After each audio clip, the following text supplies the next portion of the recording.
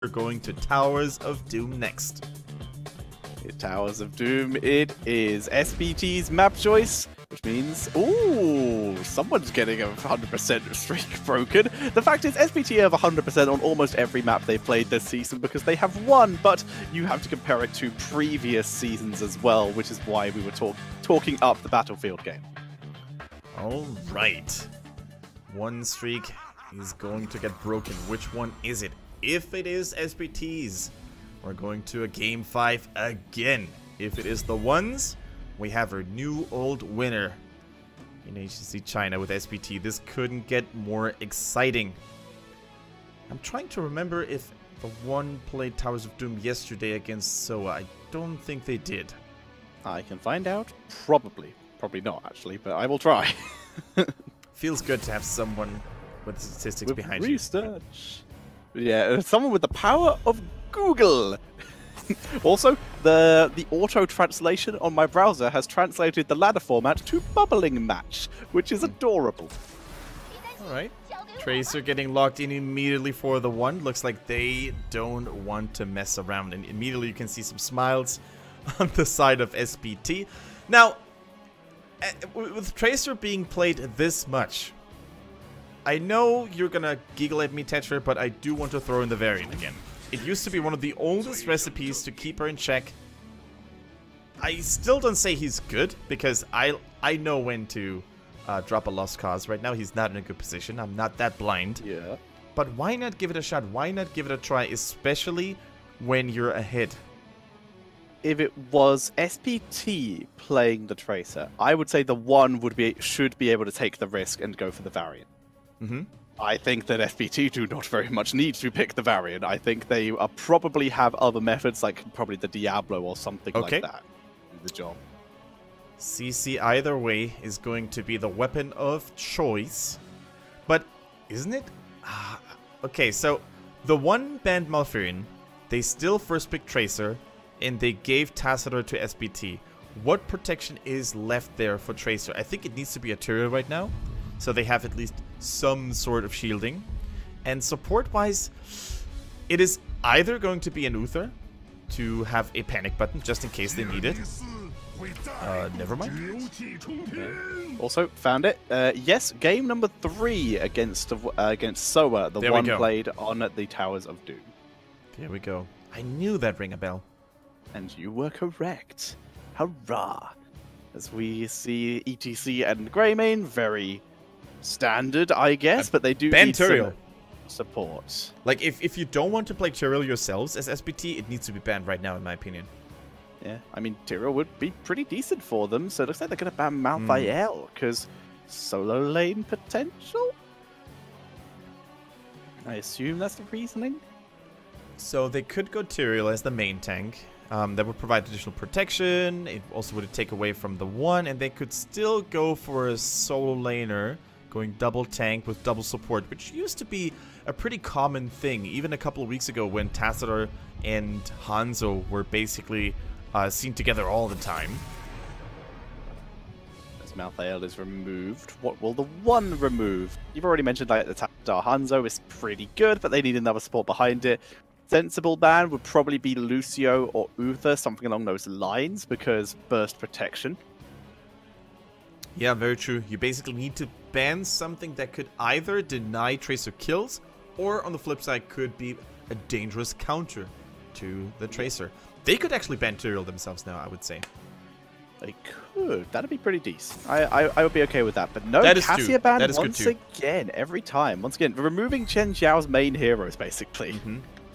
Yeah, very good point. I mean, we have seen him on the Hanzo before, but it's more a hero for Melody C, I agree. So maybe they're going to put Soap on the Tassadar, Melody C on Hanzo, and then still have a Zhen Zhao ranged assassin available, which would result in them playing a solo tank. There's the Uther, protection for the Hanzos, and there is Tyrael. So they've left themselves open to either solo tank Tyrael, as you did mention, or whether they can adjust into an extra with an extra damage dealer, or they can double damage dealer and trust solo assassin Hanzo, which is risky. Kenji up to this point completely ignored, by the way.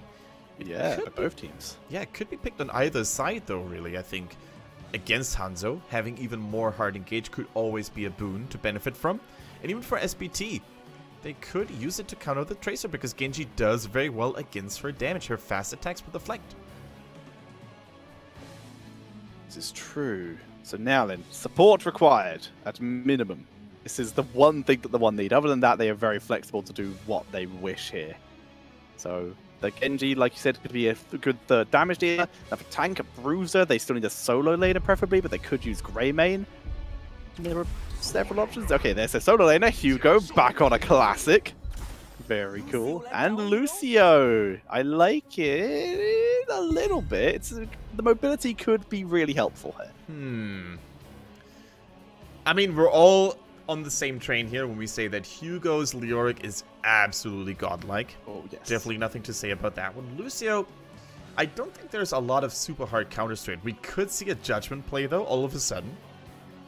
Yeah, in which case, last hero here could be like an extra burst damage dealer. Genji. Someone like that. Like you Genji, go Judgment, exactly. Genji, onto the Lucio. There's no cleanse. There's no protection available all of a sudden. You have a Hanzo Dragon's Era as well in the mix. Yeah. And we know that Melody C is freed up to play it. Exactly. The fact that it can be soap on the Tassadar. Yeah.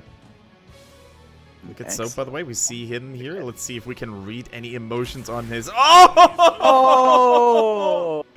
It's the Samuro coming in. Are you kidding me?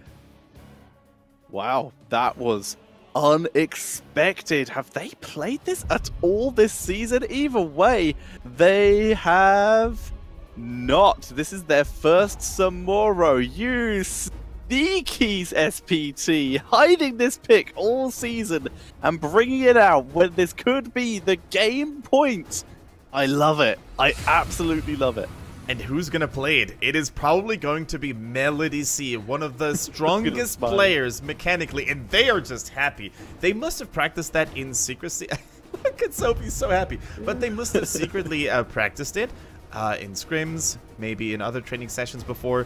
And look at Meng. There's no happy smiling. There's no giggling. They are taking this seriously because their tournament life, their playoffs life is on the line. He having a crisis, just thinking, God, I wish I had Arthas right now, but yeah. Unfortunately, that is not the case. He's got the ETC block party maybe on the cards, everyone, as he's going to need some protection. It is going to be Melody C on the Blade Master here. So cool, ladies and gentlemen, potentially the last game of HGC China if SPT are able to come out victorious and become our champions once again. They are on the left with Chen Zhao on Hanzo, Melody C on Samuro, Misaka on Tyrael, Soap on Tassadar, and ZZH on Uther. Their opponents in the reds. Their tournament life is on the line. One more loss and they are out. The one with Hugo on Leoric, Lucky playing Greymane, Meng on the Tracer, Zato on Lucio, and Hehe on that ETC once more. As we head into what could, as I just said, be the last game of SPT are victorious. They will be heading to the Eastern Clash as the #1 seed from China and will be our HGC China Phase 1 champions. If the one wins, we will be going to a game number 5. Up to this point, let's pay very close attention to Samuro's build. So far, it looks like a Windwalk route here, Tetcher. Yep. Way of the Wind, hyper mobility, gain 40% movement speed for 3 seconds after entering or exiting the Windwalk. Yeah, so movement speed is going to be key here for Samuro, especially when it comes to either escaping or chasing the likes of Lucio and Tracer. We see them cleaning up the lanes. Like you said, he's going to be able to escape the heroes. He's going to be able to sneak objectives. This is a huge move. He is a global hero at this point. So once he has Illusion Master, he is going to be insane when it comes to rotation-based play. And look at this, able to solo lane because he can dodge the Drain Hope by dropping his Illusion. Exactly, so waiting for the right moment to pull the images to the side is going to be key here to make life even harder for Leoric and Hugo. Now, speaking of Hugo, he's going already to face those zappers in the top lane. Melodies, he's probably going to check that as a routine, because whenever you see the top laner or your solo laning opponent disappear and not come back in a couple of seconds, you should always be aware that this could be a thing. Now, top lane is actually what I would like to see here. We see a brawl, a duel still going down. But Hugo is doing really well. Yeah, Hugo unfortunately had to abandon the camp due to the harassment from Melody C up there. Camp for a camp in the bot lane as we see a lovely engage onto Chen Zhao, but there is a bell tap. There is a nice little church here that he was able to leap over. Yeah, Hanzo's natural agility is pretty good. Now he's getting a little greedy though, immediately gets shielded so he can restore lost health via auto-attacking. We see the redemption build for Hanzo, by the way, this time around. Chen Zhao relying more on his auto-attacks, and I think it's actually good that he does this because it matches his playstyle overall a little bit more. He's always been known to be a strong basic attacker, long-distance poker with heroes like Vala, heroes like Hanzo, so the more he activates this playstyle, the better. Look at all that damage that Hugo just took. So much damage, and Melody C, he's keeping to the Windwalk build, one with the wind.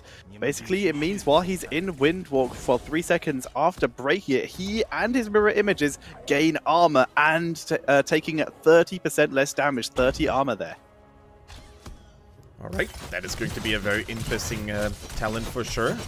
I also like the adjustment coming in here by ZZH, going full shock it in build on 1 and 4, basically being able to constantly apply a little bit of zapping on Tracer from a relatively safe distance. I like it. Lucio, by the way, Zado under a lot of pressure, uses the amp it up and dodges the final shot by Chen Zhao. Chen Zhao, though, starting to build up those redemption stacks, poking in Hehe. Melody C denying, being so annoying, and he might actually be able to make it over with that boost. No, he can't do it, but it's still going to be a 1-for-1, but SPT will get bot, giving themselves the 2-for-1. And, oh, it's delayed here as the crazy engage onto Chen Zhao here, but he's surviving once again over the building. He didn't take any damage. The shields and the healings from Uther were all precisely timed to hit exactly when the spike bomb, the pulse bomb, excuse me, from Meng was executed. So, super well done. However, that altar has not been fully channeled just yet. Misaka, a lot of healing. He took the healing fountain. Hehe, trying to keep the enemies at bay. Now, Leoric and Samura are completely abandoning this. They realize that if they commit too early, that the opposing player is then going to get all that soaking value in. Crushing blows coming in here for Samuro. 2 charges off his critical strike now instead of 1, and his attack reduces the cooldown of critical strike by 1.75. Crazy damage output this can offer, as damage output is exactly what SPT does to the core of the one, as they were able to finally channel. Basically, the more single target damage you deal on the Tracer and the more frequently you do it on the Lucio as well, the more impactful your performance in those team fights is probably going to be. Redemption fully stacked, by the way. Chen Zhao, after 4 minutes and 40, he is now going to have even more attack speed. He also went for the armor reduction at level 7. So, Tracer, who already is easy to kill, is going to get even squishier. See Meng getting bullied here. Surprise, he looking for Hunt over the building once again, wraps around. ETC looking for the positioning, but with the shield dropped, Tassadar won't survive. Nice move by Lucky. He will get chased down and likely not killed off by Tyrael. Ice in the dark value. Chen Zhao will escape here, and that's actually going to be a 1-for-0. Yes, 1-for-0 in favor of the one. If those scattering arrows had actually landed, that could have been the end of Tracer. And as it is, although SPT didn't get a kill, it was very close. So if they play this a little more cleanly, a little more crisply, then they're definitely going to get a kill sooner or later in those team fights. They also have a lead in terms of core HP, nothing to be sneezed at, and the new altars are spawning right as we speak about it.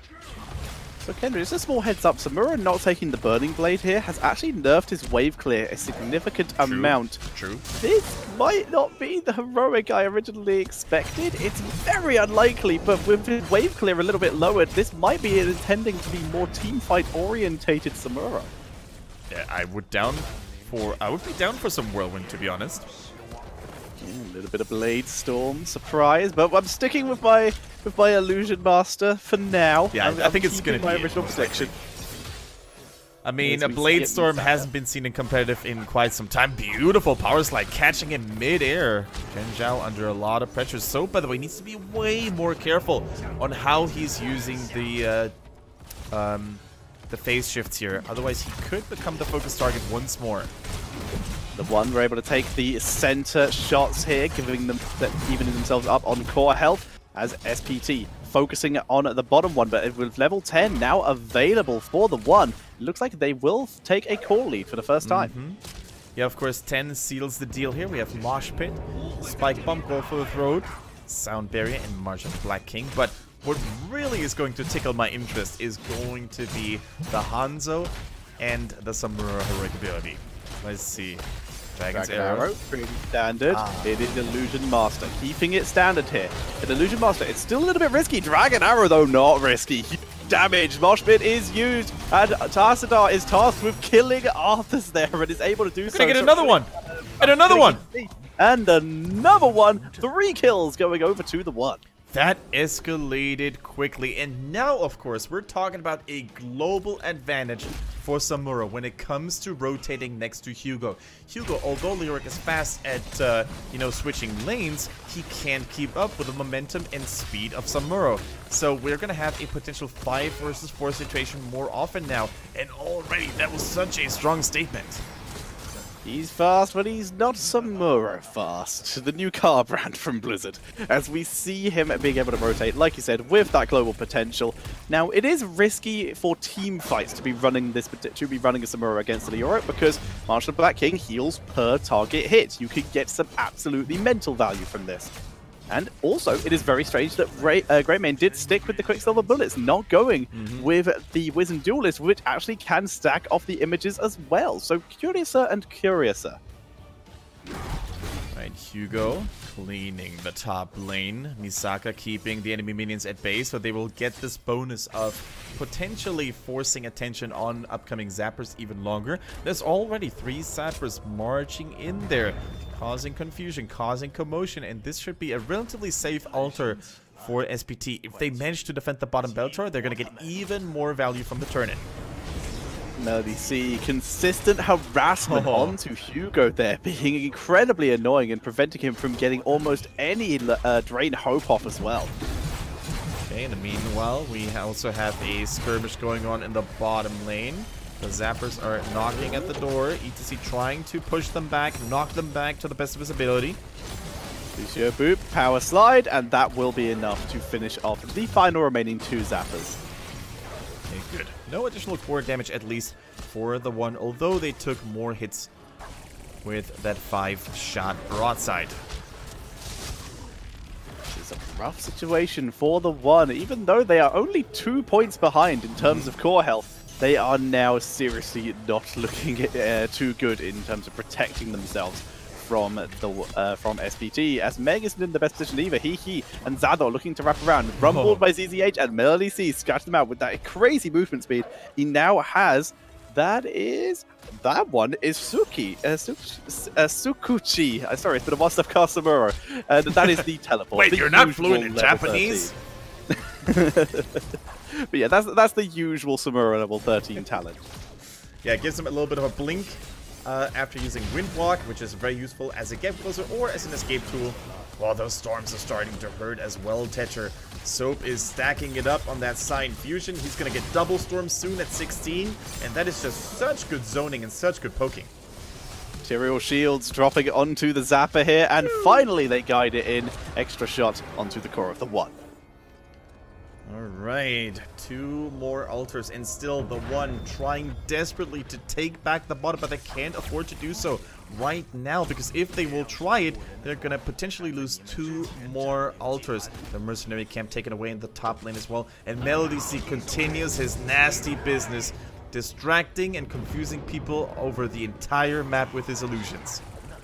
It's really cool to see how SPT are playing this. Even though they are so far ahead, they refuse to take any risk because the levels are still pretty even. They're very happy to trade shots because they have more structures, so which means they are still going to creep closer and closer towards victory that way. So, in the meantime, getting pressured by Greymane, and Tracer, of course, still has that deep shift or that phase shift available just in case he's going to need it. The increased radius on the storms can already be seen. Here comes Uther. Holy shocking men, give him a good massage of light. We see them continuing to harass, just protecting this bot lane as the Zappers begin to move their way in. pedestrianing onto the spot lane. Even though the bell tower is super low, this is why SPT have so many members down here defending it, even bringing Samuro down to help. Samuro is here. He's currently invisible. He will be able to take part in the fight here. There goes He trying to go for a mosh, but doesn't really find the gap though.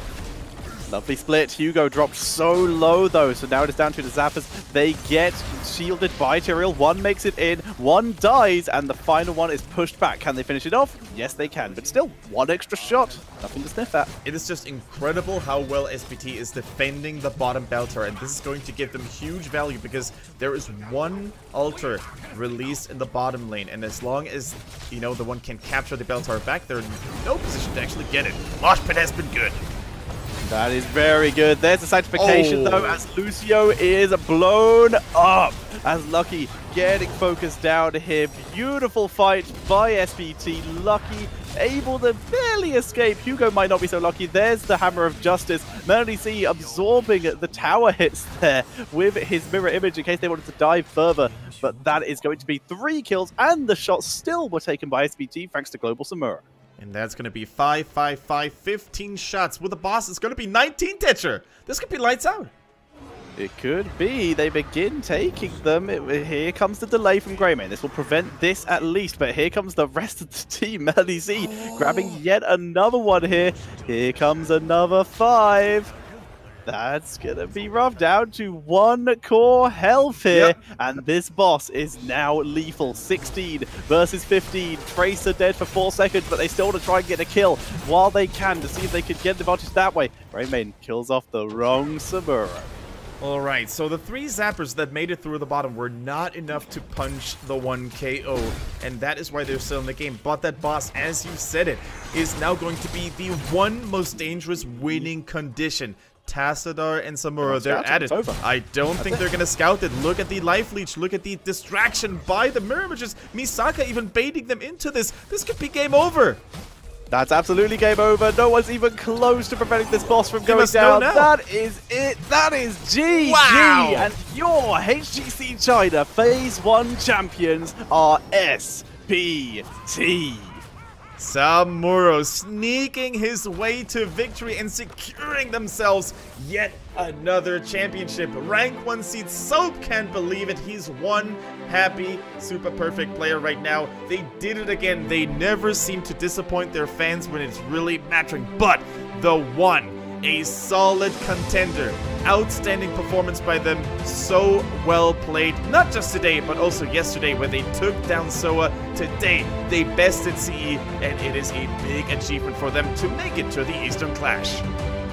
The one representing HGC China in the Eastern Clash in 2nd seed. 3rd seed is CE, but your number 1 seed and first phase champions are SPT. Super perfect team, only dropping 1 map in the playoffs. Alright, making a good posture here for the fans live at the venue in Shanghai. Well played SPT, well deserved trophy once more, and I can't just say they took it again. They took it again in style with that Samuro making his first appearance, I think, in 2018 for HGC China, that is, and winning quite handsomely. Not only did Melody C hold his own against Hugo in lane, but also did he out-rotate him, did he outsmart his opponents, and then of course taking the victory single-handedly with a great distraction maneuver by Misaka in the bottom lane. And that's a big deal because by winning this, if the bracket on Liquipedia is to be believed, that means that it's going to be SPT versus Blossom, potentially an easier opponent than KSV Black, which is what the one will have to go up against in the very first round. Wow, those matches at the upcoming Eastern Clash in Taiwan are going to be hot and explosive, and I can't wait to witness them. I mean, I've been excited for these Asian matches ever since I started casting HGC China. I'm pretty sure you share the same sentiment, Tetcher. Absolutely, and, it's so fun. Maybe China can finally redeem themselves. Maybe they can step out of the shadow of Korea, and maybe they can make it to the semifinals, maybe grand finals, or take the title. It remains to be seen, because Korea is as strong as they've ever been, especially the Team Tempest members, and even KSV Black and Ballistics are looking mighty scary. Yes, they are. And as our Chinese casters wave goodbye, we shall do the same because that is the end of our show, our phase of HGC China.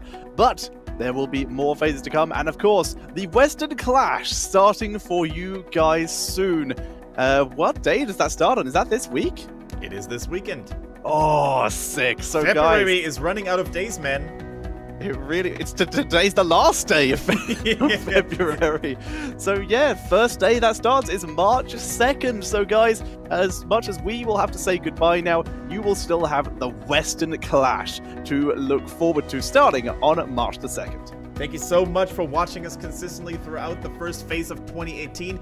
If you've enjoyed what you've seen, then feel free to recommend us to some of your friends who also play Heroes of the Storm, because we would like to spread the goodness, the madness, the chaos, the mayhem, the craziness that is HGC China. On behalf of Tetcher, Blizzard, and myself, I would like to say thank you for watching, and we'll see you at the Western Eastern Clash and the second half of HGC China 2018. Bye-bye.